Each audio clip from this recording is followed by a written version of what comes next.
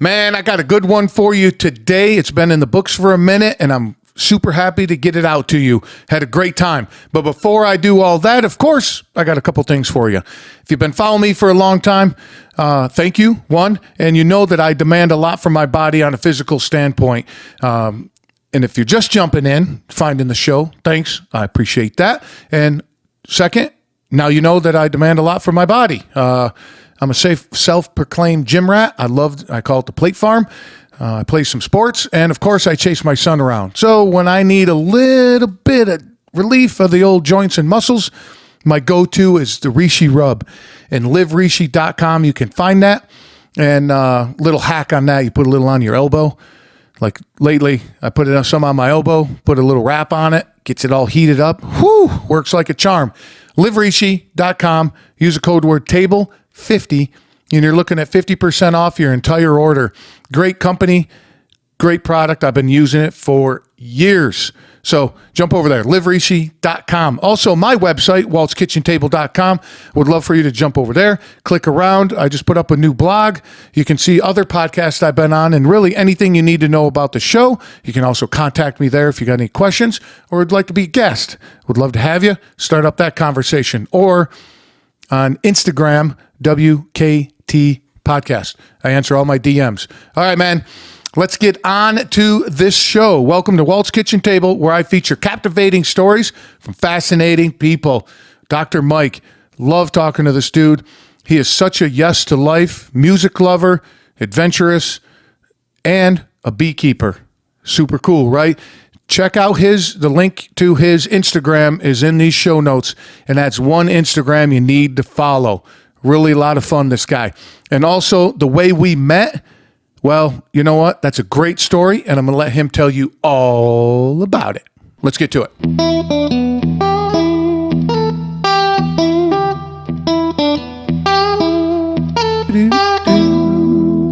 We are live, dude. Well, we're not live. This is pre-recorded, but same thing. Beautiful, beautiful. You could chop and edit this, No, dude, that's the best part. That's the best part, dude. There's no editing. Oh, great. So whatever you say, man, is now all over the internet. Well, you chop this part, right? I'm just Fuck no, dude. That's a good part. The best part. No, we were talking about your dog, dude. What was his name? Oh, Joe, man. So that's how we were talking about. That's how we met. And yes. So I was running through, what the hell was it? Eagle Rock Reservation. And this guy, he is the most selfless guy I've ever met. He's walking through Eagle Rock, just going for his morning hike or whatever, the evening hike, whatever, afternoon hike. And I'm walking with my dog, and we've been on multiple hikes. Me and this dog, we've been through so much. He's about, 9-10 years old at this point. This was a couple years ago. And he's passing out on me. We're miles into the woods now. And I got this dog in my arms. He's passing out on me. And Walt comes running by and helps me pick up the dog and bring him to the car and drive him all the way up to the car. And he basically rescued my dog. And lived for another 4 years after that. And he passed away. But he was on his last legs, and we got him to the car. We picked him up, and he was heavy. He was a heavy guy. He was like 100 pounds, right? Yeah, I remember I went and grabbed a blanket, and we put him in the blanket, and we carried him with the blanket and got him to your car, dude. Yeah, there's some pictures. Is that the pictures of him on your Instagram account? Yeah, there's a whole bunch of pictures of him on the Instagram, and I'm forever grateful for that moment when that was great. Anything for you, man, because you're no, it's all good. Yeah, it's all good, dude. No, hey man, anything for the dog. Hey, fuck you, dude. It was for the dog, man. Well, it was for the dog, of course. It all starts with the dog. That's what I was telling my buddy. I was telling him about how, I was just at this festival in, Bumbletucky over the weekend, and I was telling my buddy about this, how we met and stuff, and it all started with the dog. It all goes back to Joe, man. Joe. Yeah. I'm sorry he passed away, dude, but you said he is peaceful in his sleep, huh? Mm-hmm. Yeah, that's cool. Yeah, passed away in his sleep. Dude, wouldn't that, well, I don't know, man. Would you rather go in your sleep or skidding down, going with your hair on fire, 1,000 miles an hour, doing something? Honestly, I'm always thinking. I think I do so many crazy things, but nonetheless, I will probably die in my sleep, and I'm afraid of Mm. that. Like I think that's a kind of a scary thing. That like I could do so many crazy things and survive, and then one day I'll just die in my sleep, and that was. But That's it. might not be a bad way to go. Yeah, well, yeah, exactly. You don't see it coming, right? Just go to sleep and that's it, man. But speaking of crazy things, the hell, dude? What'd you get kicked out of the zoo for? Oh man, I got a lion's heart. They kicked me out of the Bronx. A Bronx tail or whatever. Right? Yeah. That was pretty good. I saw that and I was like, I got to throw that at him. Shit, I can't leave that one alone. But were you down in Pennsylvania at a festival, right? Is that what you're talking about? We were just talking about it. With July stuff. Yeah, the festival, the guys from Fish, Trey Anastasio, stuff like that. And my one buddy came down from Vermont. His sister works for Relix, the company that does all like the backstage interviews and stuff. So we were Oh, hanging no out shit. with some of the guys from like the bands and stuff like that. This one guy, Daniel Donato, his manager's from up here, and I've met him a couple times, and they're all cool guys. So we were hanging out this weekend. Daniel Donato, Cosmic Country. I got his grinder right here. I don't know if you can see that. He's from Tennessee. Oh, that's cool guys, awesome. man. They rock hard. You got to shout them out. So. That's on our bucket list to go to Nashville. Mm-hmm. Yeah, me too. I've never been. You've never been, huh? I figured that'd be with your musical interest, you'd be down there in no time.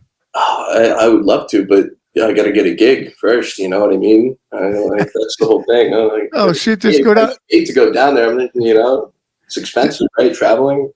Just walk into anywhere and be like, "Hey, man, give me $30 to play for tonight." That'd be nice, man. If you got a gig for me, let me know. That'd be great. That's it. Yeah. I remember in Maui, every single store on the main strip had some kind of music in it every night. In Maui? Yeah. So it's funny. Hang on. I got a guitar pick here from Maui. My buddy just went. It's so funny. I don't know if I could find it, but yeah. And it's got the little pot leaf on it. That's from Maui. It's a no shit. Yeah. That's cool, dude. But he was just there. It's funny. When'd you go there? I used to spend quite a bit of time there. My first wife, we'd go every year for 2 weeks. So we'd stay there for a while, and then so we got to know the island really well. So I know the island pretty well. Yeah, we used to all the bars and stuff. Yeah, and then shit, dude, the island's not that big. There's only like 4 roads, I think, that circle the whole thing. So yeah, but up there too, right? What's that? They got volcanoes and stuff out there, right? Yeah. One of the coolest things I've ever seen was on the one side of the island, the volcano, because they're all volcanic. Mm-hmm. They made the road through the volcanic field. So as you're driving, it's like on the sides, or? It's on both sides, and it looks like you're in some freaky movie, dude. Because the only thing you can see in front of you most of the time is the ocean, and then there's this, ancient lava on both sides of you, and then it's still flowing. What's that? It's still active, right? No, not where we were. Okay, you can just see all the flows, right? Yeah, you can see like. It's all cold and it's all old and everything. There's some little bit of dirt on it, but it's just like, what the hell is this? This is like a different planet. It was pretty cool, man. Lord of the Rings. That's what I can like. Yeah, there you go. Yeah, like that or anywhere like that. Something you're going through the mountains and volcanoes, and it's just you think you're on a different planet. Lord of the Rings is what I would compare it to. Yeah. I love the whole thing with the volcanoes too, man. Like that's my thing. I think. There's an island in the middle of the ocean that a volcano made by bubbling up, and you're like, They say there's no more land being made, but you never know.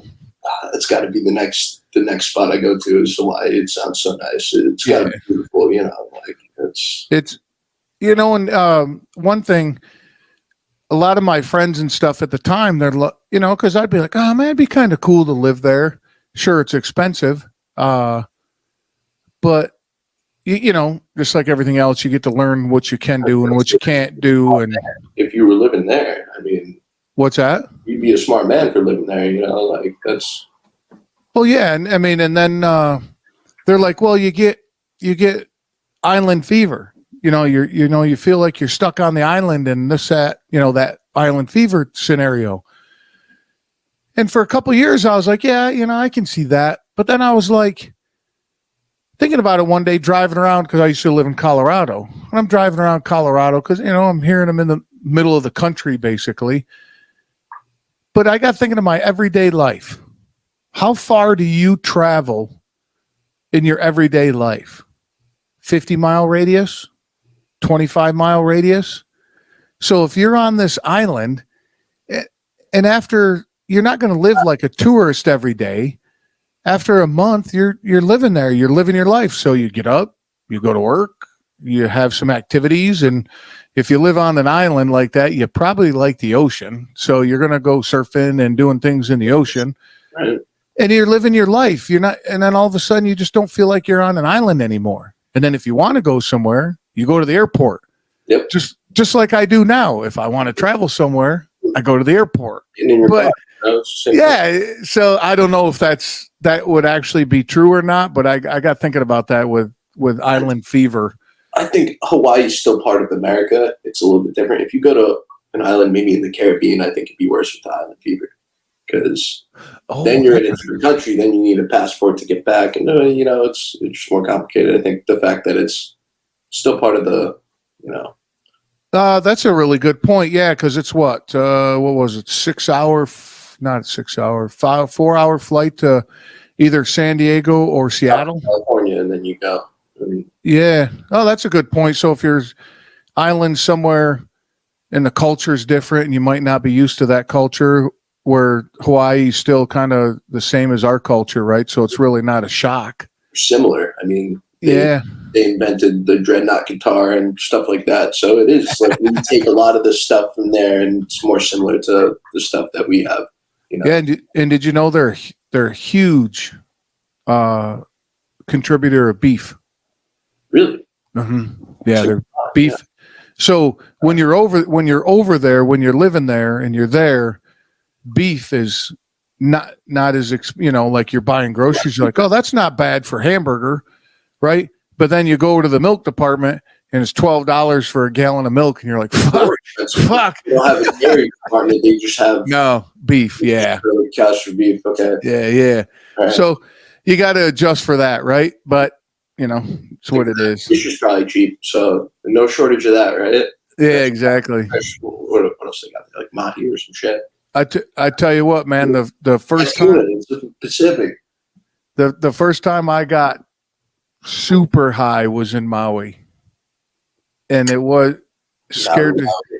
Well, because everybody, I mean, shit, dude, the waitress and the guy walking down the street, everybody's trying to sell you something, right? And we were going to go snorkeling, and my ex-wife's cousin and I went to the liquor store, and the guy's like, hey, you want to buy any? And I'm like, yeah, but I don't have nothing to, prepare and all that. He's like, well, I got a couple rolled up, ready to go. And I said, all right. So her cousin and I won't say his name to saying you get in trouble, but cut this part out. This is the part. Yeah, and this part. So he stepped out back with us, and I was like, oh, and we're hanging out. We get back to, and I've never been snorkeling before, and I said, hey, you know what I'm going to do is I'm going to put my mask on in the snorkel, and I'm just going to go waist deep and then stick my head underwater, and look at my feet, basically, just try to get the joint into the snorkel. Did you? Well, yeah, no. Yeah. Use it, dude. I tell you what, man. What the fish looked like and the sensation. The water, right? Yeah, when I stuck my head underwater, I was like, whoa! Yeah, that was a cool experience. But And my one buddy's been catching sharks off the Jersey Shore. He just got a sand tiger, probably God damn. bigger than you, probably. I think What's that? it was like 250-pound sand tiger shark he was catching off the Jersey Shore. Get out of here. I'll send you the video later. Yeah, it's crazy. I can send you the link. Do you go down there fishing? Sometimes I come with him, but he sits in the soak for hours, man. And you know what he does? He takes the bait and he paddles it out on his kayak, like 500 yards, and he'll drop the bait in the middle of the night and then sit there all night and wait for the fucking shark. And crazy stuff. I'll send you the link later. He just posted it on YouTube. What is that? Does he eat it or does he catch and release? No, catch and release. Yeah. Yeah. I had a buddy of mine catch it.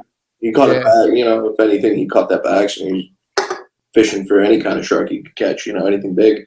But it does look crazy when he catch it. He posted on YouTube, it was crazy. That's crazy. Yeah. You ever been deep sea fishing?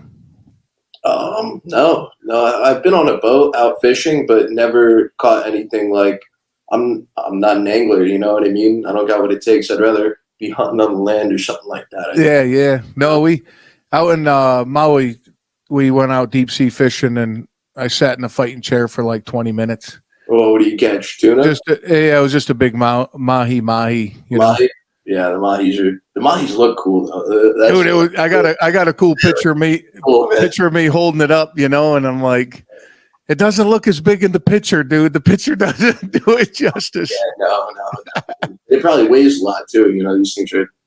Yeah, and the guide was, I guess he saw it or something or knew what we had on the line, and he said, just keep fighting. And he goes, give it him, at a certain point, it's just going to give up. Mm-hmm. Yeah. And then you just reel it in. So just hang on to it. Don't lose it. And sure enough, dude, and then. Yeah, like 18 minutes or something. The line just went. He's like, I gave up. Just pull it in. And I reeled it in. And we ate off that thing for. Yeah. Dude, I didn't think I could get sick of fish. But after like 4 days, I'm like, oh, God, let's eat hot dogs or something. Catching striped bass now. I've never had like fresh caught. Like, I don't know, maybe if I go out to eat or something like that. But I've never caught something like that, man. That's cool stuff. And the guy on the boat filleted it all up, and the only thing we took was the chunks. And he said, if you guys, because there was always a big group with us out there, and he says, if you guys don't want it or want to get rid of like half of it, you could take it to these restaurants and they'll buy it from you. Yeah. He says a lot of customers, like say me and you went fishing and we caught like 3 of them. That's what we're trying to do. He catches bass out there and he brings it back for us, and we have a whole bunch of leftovers. If we could sell it to restaurants in New Jersey, we'll go for it. It's good stuff. We'll freeze it, And I've been out there when he catches it, but I'm not going. I don't even have any rods, I got my own equipment. So, well, you could do it like in the old days with some dynamite. Yeah, that's what I was. Go fishing with some dynamite. You never done that? Oh no, never. That's something, dude. Yeah, you've done it. Yeah, that's pretty scary, actually. You're in a flat bottom boat, and you're throwing sticks of dynamite in the water next to you, trying blowing them up, and then the fish float to the top. It works like. It works. It works just like you see it. Oh no. Yeah, they just float up, and then after a while, they wake back up and swim away. So, but sometimes those fuses get a little short and some close calls, dude. What are you doing this, man? What is this? So, yeah, that's something else. But when did you live in Colorado? You lived in Colorado? Yeah, I moved out when I was 20. Oh, man, that's awesome, dude. Yeah, and started working for Coca-Cola. Okay. Put almost 20 years with those guys in, but wow. Dude, Colorado's amazing. I had a lot of fun out there. I was going to say, you get the thing with the motorcycle in the back there. I was going to ask when did you start riding bikes and stuff then? Well, since I could hold one up. Okay, all right. Yeah, my dad, so my mom was the ruler of the household, man. She was the judge, jury, and executioner. Oh yeah, me too. Yeah, yeah. And my dad is he was my buddy. We went four-wheeling, snowmobiling, dirt bikes, road bikes. So I was all into that. And I'm a huge, huge motorcycle enthusiast, man. You go riding all over the place? Like when you went to Hawaii and stuff, did you guys go riding there? Yeah, I rented a bike. That's cool. But there's really, I mean, like I said, there's like 4 roads. So after like a half a day, you're like, okay. Probably cool riding through the mountains. Yeah. Right? Yeah. But one of the there's 2 places you could go in a car, but and a bike is Yellowstone Right. and anywhere. My brother's going there right now on his bike, Dude. He's got a Ducati. He lives in Seattle. Oh, Ducati. Right now, he's in Wyoming, making his way over there. But Yellowstone's closed right now. Is it really? It was. Oh, that's right, because of the floods and stuff. Yeah, so he can't go there, but he's gone to Wyoming and Jackson Hole and stuff. Yes, that area, Yeah, fuck Wyoming, dude. I got such a speeding ticket out of there. Yeah. I hope he doesn't get caught, man. He's on the Ducati, man. I know, that's it. Yeah. You've done cross country? You've done like all the way across? Yeah. I've ridden in the only state. There's 2 states I haven't ridden in. So Alaska and Louisiana. I've been in every state and Canada on a motorcycle, and I'm not talking about just riding and like going across the border and coming back. No, we in the state, like cutting through it to go somewhere. A couple of them just went in for a couple hours, got something to eat, bunch of beers, and then came right back. But this country is just full of amazing places, dude. Yeah. People think they got to travel the world, and it's like, dude, just New Jersey alone's got some crazy freaking cool places, and stuff. Like there's history here. Yeah. Well, how old the state? Well, I mean, everything's old, but how long people have been here, But you ride? We mostly ride little dirt bikes and stuff around here. Like we got the mini bikes. My buddy does a whole bunch of custom mini bikes. Like street bike, like the little mini street bikes, or a dirt bike, like dirt bike style. We to ride in the back of the woods here behind me and like stuff like that. Okay, cool. Dirt trails all over the place, and that's really. I don't have a license or anything, but my brother got a Ducati a while ago, and he got a job in California and Seattle, and he had to ride back and forth on his Ducati a couple times. That's awesome. And at one point, he dumped his bike and had to like sell it back to Ducati and stuff, and then got another bike and did the same thing, went back across because he wasn't done. He didn't finish the trip, But that's awesome. You remind me of my brother, because like he did the same thing on the bike and he's still riding it out there right now. He literally just left to go to Wyoming, and like he's really getting down out there. And that's why I went out there and visited him. He invited me to go do the St. Helens hike. So, okay. That's how you got to that point? I was going to ask you about that. Yeah. That's super cool. Oh, man. Now, what'd you do? Fly out there then? Yeah. We flew out there. Or I flew out there. I met my buddy from Jersey there. And then my brother, obviously, we stayed with him. And then we drove down to St. Helens, hiked it. And then I went down to Mount Hood after that and hiked that. I didn't hike all the way up it, but I snowboarded down that, I'll be back next year. I lost my boot on the way down. The snow was so deep on St. Helens. I slipped and my leg went all the way down in the snow. I pulled my leg out and there's no boot. And we're on like this incline, like this steep, and I had to climb back up, look for my boot. I'm looking through the snow, and it's, I don't want to like dig so deep that there's water running through or something, cause an avalanche. I'm like, yeah. Fuck the boot. It was soaked. Everything was soaked. We didn't have any waterproof shit. We just had snowshoes. That's all we had. Nothing waterproof. Like maybe I had like waterproof pants, but that's about it. Like my shoe was soaked. Anyway, I took a plastic bag and put it over my leg, and it was better than my other one because it was dry. But how was the ride down? We had to and we glissaded down. We didn't snowboard down St. Helen. Oh, okay. Yeah, we just hiked up and then hiked back down. But you Okay. go down on your butt. That's what I'm saying. Like you gotta, you're gaining some speed and you're sliding down on your butt. It's glissading down. Yeah. Pretty crazy stuff. It's fun. I'm sure you live in Colorado. If you climb some 14-footers and shit, Yeah. that's how it is. No, how cold was it? Minus 10-degree wind chill at the top. I think. Nice. It was chilly up there. So I might. we were eating froyo at the top and stuff. My buddy brought homemade froyo in a container, and we were eating it at the top. That's a cool way to celebrate, right?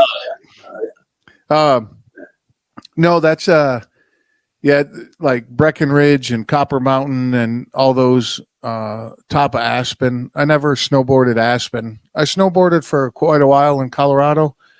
Because I was chasing a girl that liked to snowboard, so of course. You still bored at all? No, I have a spinal injury that.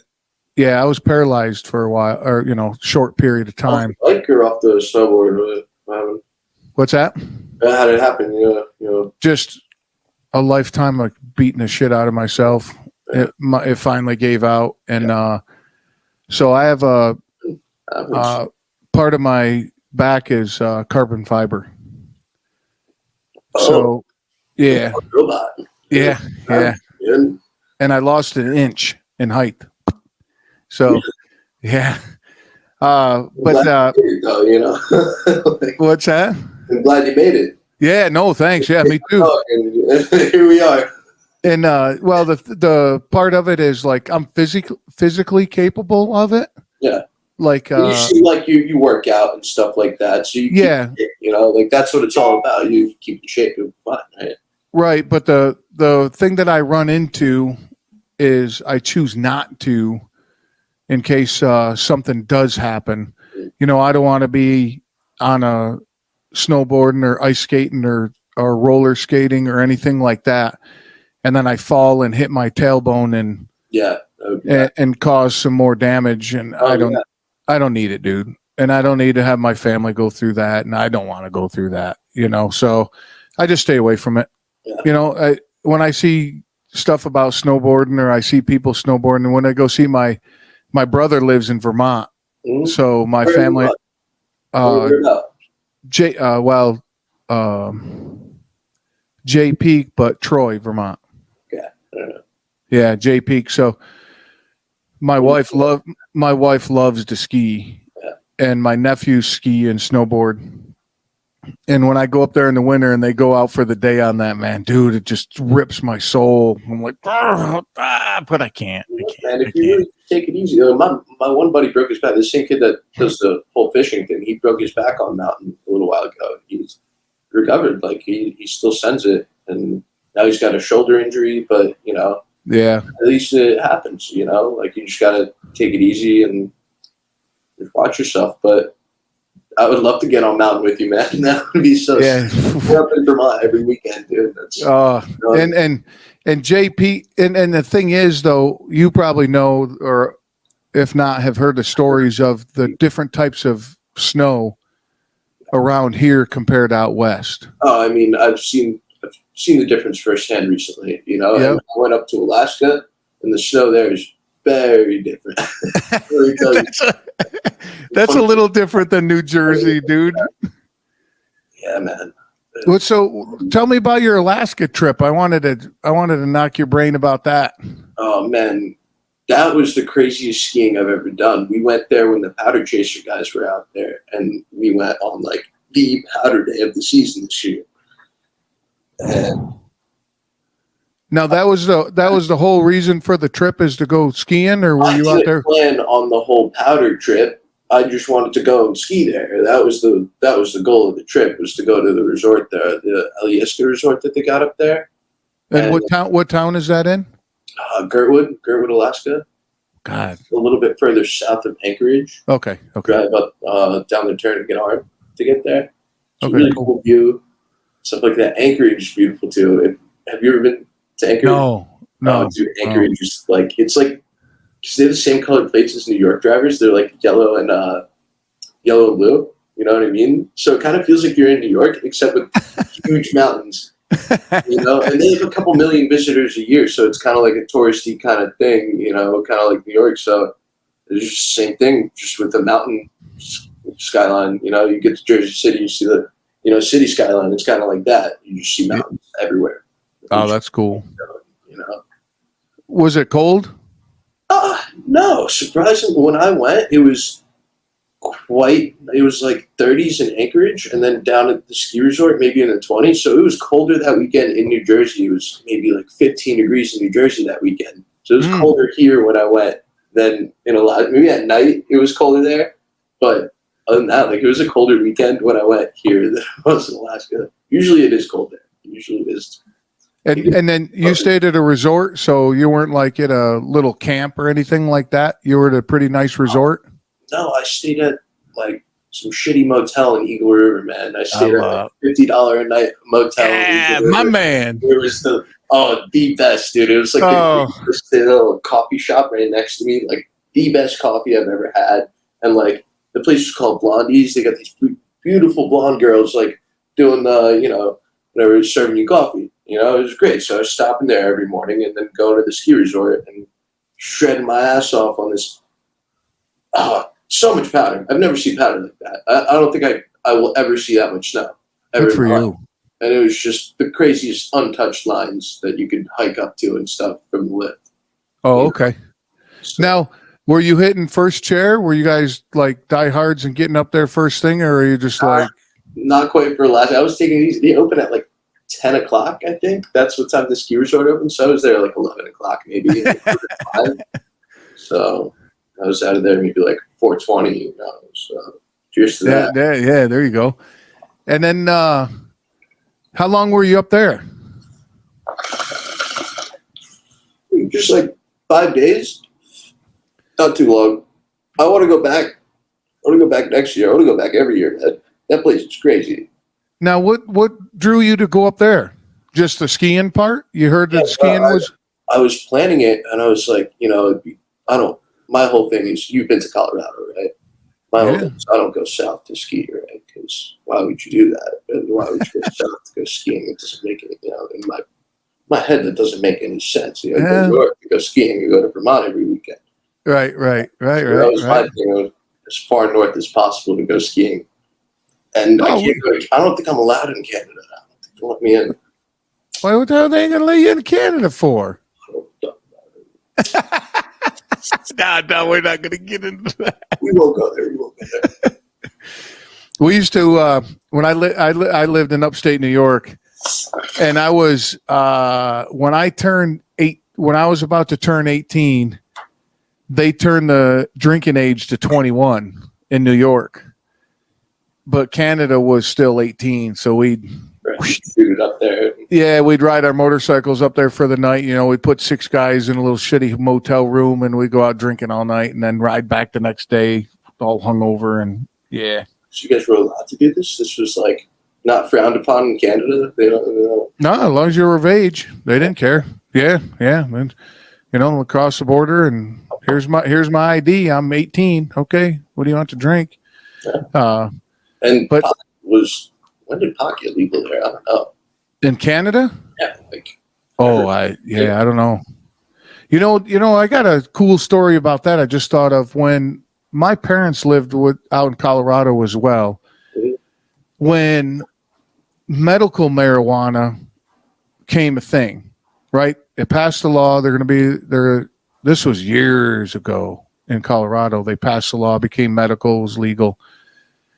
And when that passed, my dad looked at me and goes, "It won't be very long until it becomes straight legal."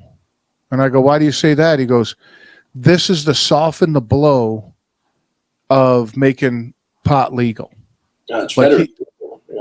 Great. Yeah, he called it out. He goes, "They know they want to make it legal, but if all of a sudden they go, ooh, pot's legal," especially out in Colorado, people will be like, they'd be all, it's been medical grade for 5-6 years now. Mm-hmm. Oh, it's no big deal. They're going to make it legal. Kind of so soften the blow. Did you do that? What's your CBD. CBD. Say that. It's got the stuff that I have and use. There's no THC in it. Yeah. Right. Yeah, because I drive for a living, so I can't. Right. Yeah, I can't. Right. Yeah, you can't. Yeah, I can't blow hot. So I know we were just talking about that. How if we got CDLs, we can't smoke pot no more. So, no. We're doing that. Yeah. Well, there are. There's some pizza. I deliver pizzas all the time. When I'm stoned, but that's a little different. Well, with Jersey making it legal, everybody, because I drive and people are like, well, it's legal. I can use it. I go, well, so is drinking. So the same thing with Colorado. They went through that before as well. Now a corporation or a company has to have their own set of laws or principles that say this is the tolerance level, right? So now the tests, I guess, are supposed to come out because if I smoke over the weekend, but then I'm driving on Monday, technically I'm fine by the law. But if you put a test to me, I'm going to fail it because it's still in my system, that whole thing with marijuana.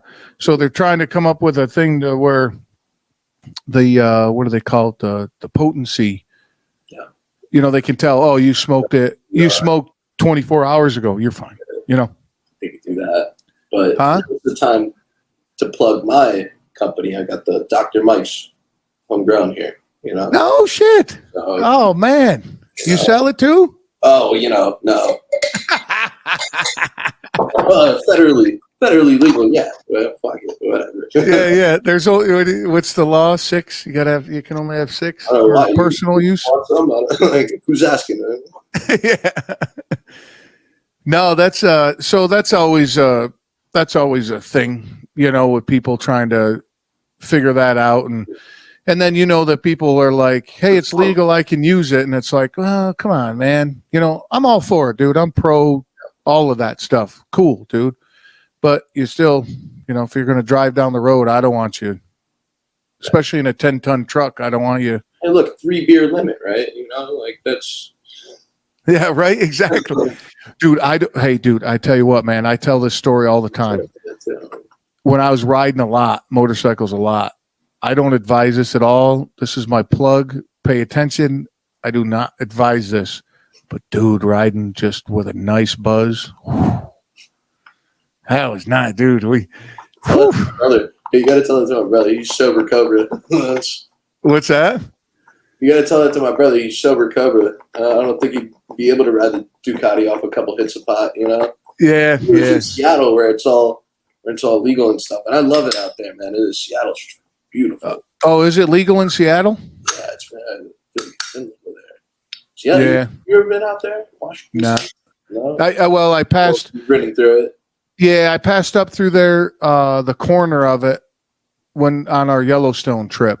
It's fucking gorgeous, dude. Like Oregon, come on, dude. Oh my god, dude. It rained on us the whole time, but still beautiful. Seattle for you. It's out there. And then we've been down the Pacific Coast Highway a bunch of times. Okay. That's pretty cool. Yeah.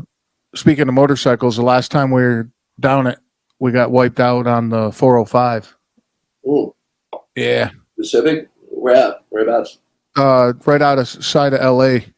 Going to 405, trying to get to San Diego. And what's that like on the bikes? Because I don't ride on the street. If it starts coming down on you, you're just under a bridge, right? Fuck no, dude. You get set a ball. Far. I don't know what you do. You guys stay at hotels and stuff like that. Yeah. So when we traveled like that, that's why I asked you where you stayed, because we never made any plans. We just rode, and then, all right, getting late, let's find a motel. Yep. And we would just get the $39 a night, just the cheapest, man. And I got stories about that shit with drug dealers and hookers and knocking on our door like, hey, you want any? Just, nah, dude, we're good, bro. We're good. Yeah, that's always I'm trying to get some sleep, man. Just leave me alone.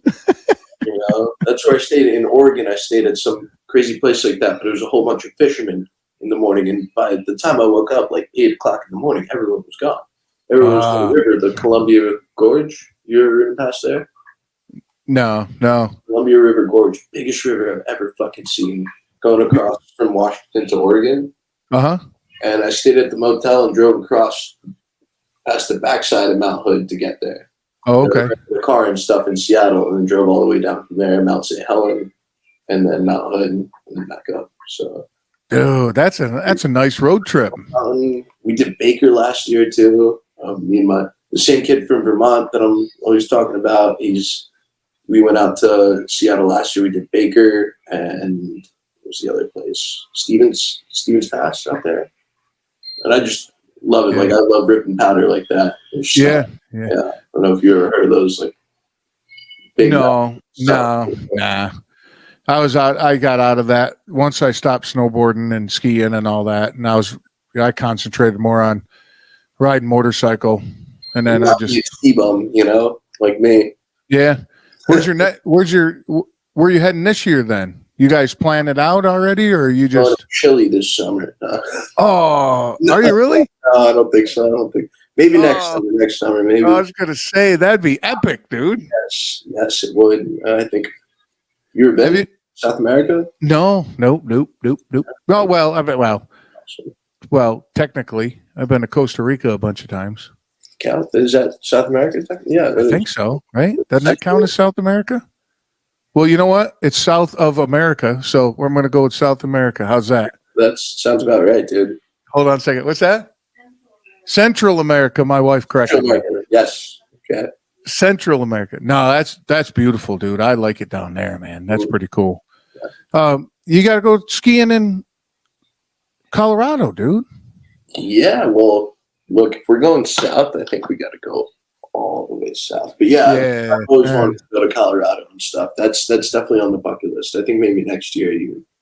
So yeah, out there. My buddy, his now wife, but his girlfriend at the time, her family owned a cabin at Breckenridge, so we were always up there. And dude, Christmas time, something out of a Norman Rockwell painting. It was, oh my God, it was so beautiful up there. Good country. Yeah. Yep. Oh man.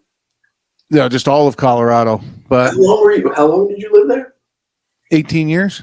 18 years, fuck man. So you probably did you go climbing or mostly on trailers and stuff? You went hiking out there. Oh yeah. Got into mountain biking for a little bit. This is way back before mountain bikes were what they are today. Were a thing. And yeah. We're all crazy and high tech, right? Yeah, because we were doing. We were on a mountain on a ski slope for something in the summer, and I can't remember what we were doing up there. And we saw some guys riding mountain bikes down the ski slope, and we're like, "Oh, what's up with that?" And the guy was telling us all about it. We looked into it. We're like, "Hey, fuck it, let's try that. That sounds like fun." And very short period of time we did that, but then it just starts get the logistics, and then with the bikes and everything. Yeah, and then the friends I was hanging out with at the time, it just kind of fell short quickly. But up the mountain with the bikes, you got to take the trail lift, right? You take ski; they just lift you up. Yeah. You they have the chairs modified where you click your bike on, and then you jump on and go up and click the bike off, and then you ride right down. You don't ride on the slope itself. There's like trails that switchbacks and stuff. Yeah. But it was to the point years later we were up there. God, what the hell we were doing up there in the summer? I still can't remember.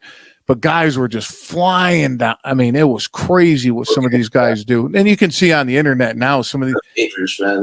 Oh my! That's more dangerous than snow. I like the snow. I can't skateboard. Like I know a lot of people that do that, and that stuff's a little less forgiving. Like even riding a motorcycle. That's no.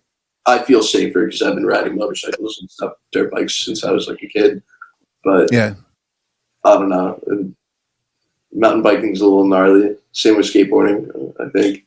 Yeah, I got some buddies that love skateboarding, and I watch that, and it's a talent, dude. And I think you got to have quite a bit of passion for it to do it. I mean, you really got to be committed to if I can't do a kickflip, I must be retarded or something. Because, that's how I feel when I can't do something like that. It's like I go to the skate park and try to do a kickflip, and I feel like I'm, So, but the thing is, that being said, what got you into snowboarding then? Like when I've just been doing it since I was little. Me and my brother used to go all the time, just around here in PA and stuff. And okay, he showed us how to do it, and ever since then, I've just more and more trying to get into it. And I want to do the more backcountry. I was going to ask you, have you done backcountry safety or anything like that on the snow? No, avalanche safety stuff. I want to get more into that and just hiking mountains and going out there and exploring wherever. Because if you could see it, you could ski it, right? Yeah, well, that's So you want to get into that extreme stuff where you pack up your snowboard or skis and just look at the peak and check the conditions and that's awesome, dude. That's awesome. Like that, that's why I want to keep going back to Alaska every year and just really explore, do something like that, That's freaking cool for sure. Yeah, I always wanted to go up that high, like on a snowmobile, but something about an avalanche just in the back of it just scratches on my neck. It is scary. When I was in Alaska, I was falling through a layer of powder like that, and you take off on a jump and land in something, and you land and you're waist neck deep, and if you got stuck, no, dude. Like, where are you going? What are you gonna do about it? You need one of those beacon things. Click on. Yeah. Well, once you get into the backcountry stuff, I think that's required if you get into that backcountry stuff. Mm-hmm. Heavily advised. Yeah, they got to be able to find you, man. You get buried. I've seen some documentaries of avalanches, and then they get into the science of it, and where it starts to go and it heats up, so it almost turns to liquid. Mm-hmm. Well, then you're tied up in it, and then it cools down, and it's like cement, and it's like, no, I'm good, man. No, I'm good. Even on resort, we were on a fucking resort, and I'm hitting the brakes, and I got slough coming down, and like I was with a random group of kids out there, like they were all somewhere, and I met them on the lift. We're going down, and I stopped short, and like a whole bunch of slough comes down on us, and we had to ride over it. And then we're looking back, like we're on a resort, like we could have just. That was crazy. Like that could have been so much worse, Like it's, Oh no! I don't want to know either, dude. No, I'm good. No, you take that, but I'll watch you on Instagram when you doing that shit. Ride it out, dude. You'd be like, what's his name? Vin Diesel in Triple X, right? Oh yeah, something like that. Oh, jeez. No, I'll stick to motorcycles and the gym. I'll stick to that. I just hit the gym, man. And I'm gonna get back into running through Eagle Rock, like where we met. I kind of got away from that for a while, and it's been burning up. You know what stopped me is the dog. The dog got too old, and I used to go hiking with him every single other day. You know what I mean? Yeah. And that just put me down so heavy that I couldn't go. He was a home-sitting dog. I couldn't go hiking with him anymore after that. Yeah. Like out in the backyard or something, like around the neighborhood. But after that, I couldn't take him anywhere. It was, and that eventually he passed away, and now I could go and go you don't want, and go hiking in his name, Big Old Joe. Well, you don't want to take your fish. I thought about it. I don't think you do very well. I don't know. Well, you could have, they make those backpacks for a cat. You have seen those? Yeah, maybe like a Hydra pack. Yeah, so just get one for your fish, dude. Take your fish with you. Well, beta fishing with the little beta down there, those things could put them in a little cup, take them wherever. Just put a lid on it so the oxygen can get, get a little slit in the lid. I guess that like Everest or something, We, with my son now and our son, we see strollers, and the first thing you think of, there's a kid in the stroller, and then you see the dog. People put the dogs in the stroller, so Well, hey, man, I was going to ask, so important question, where is your family from? I'm upstate New York. So my lineage is Germany. Okay. So my grandparents came from German and started farming in upstate New York. Mhm. I was born. Yeah, Like, whereabouts by Bethel or like way upstate? way upstate, central New York. So about a half an hour walk, I want to say kind of northeast from where I lived. There's a plaque in the dirt that says the geographical center of the state. Oh, okay. So right in the smack dab in the middle. Okay. Smack dab in the middle of the state. And then growing up, I farmed a little bit with my family, got into some other stuff through school, and then I moved out to Colorado when I was 20. I'm right in there. Yeah. And then started with Coca-Cola, put a long career in with those guys. And then opportunity for work. I knew that I was going to retire. What'd you do for Coke? I started driving and merchandising and all that. And then I just moved up through management.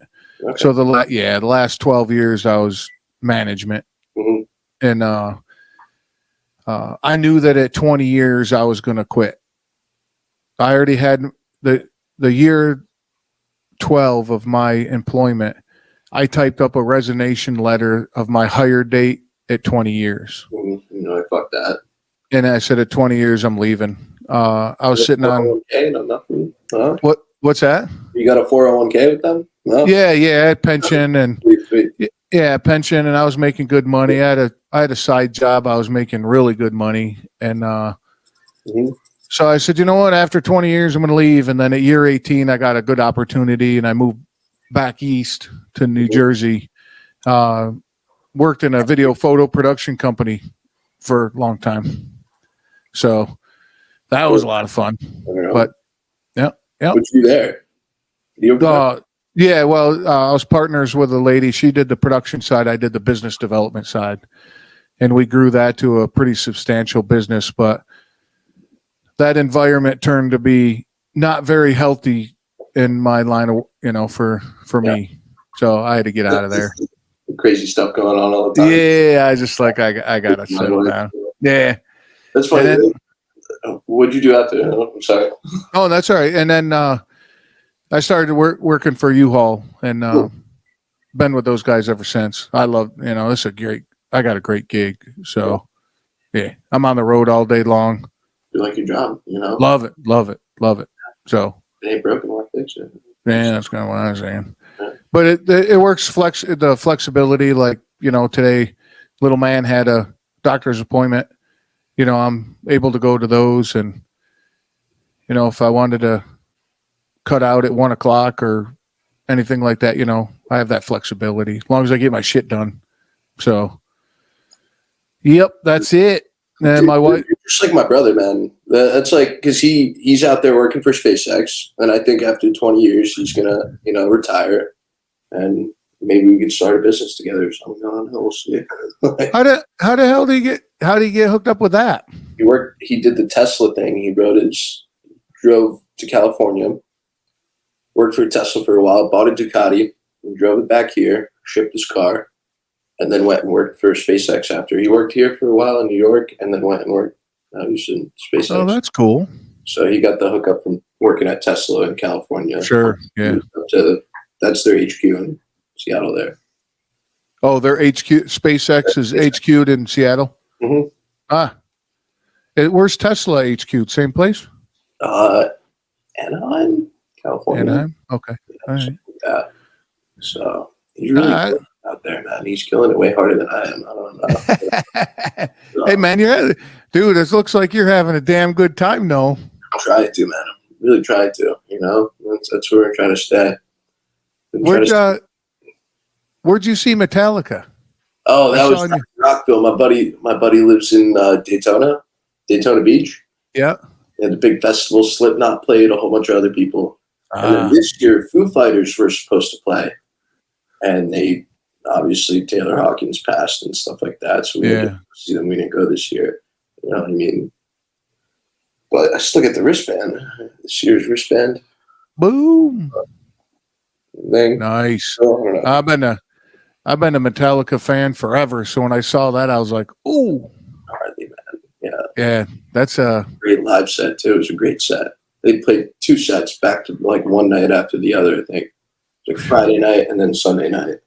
They oh, played. okay, all right, So yeah." They put on a good show. I've seen them a handful of times growing up. I've been fucking forever since I've seen them, but I love their version of "Turn the Page," though. That's yeah, probably one of my favorite. Man, yeah, God, yeah. they do a good job with that song.